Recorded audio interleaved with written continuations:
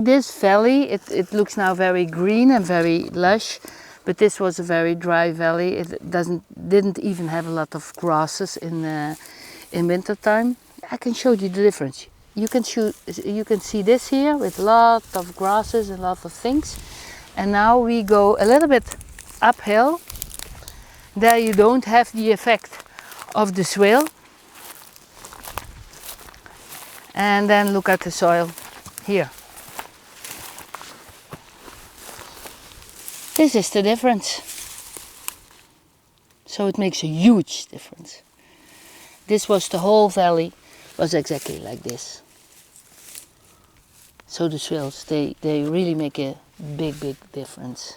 In the beginning we made a mistake. We dug the swales and we immediately planted the trees. But a swale needs a couple of years time to collect water, especially in the beginning. In the beginning we made the swales, but we had 2 or 3 years of really heavy drought. And yeah, then it's difficult for the swales to catch water and to transport it a little bit more down. So what we do now is we make the swales and then we wait 1 or 2 years before we plant trees. If you look at the internet, that's what they say. You dig a swale and you plant the trees. So that's what we did in the beginning, but now we dug the swale, we wait 1 or 2 years and then we start planting the trees.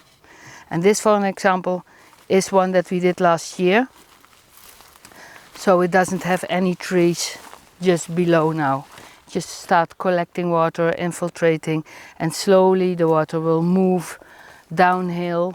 Underneath the soil it will move downhill and then you can start planting.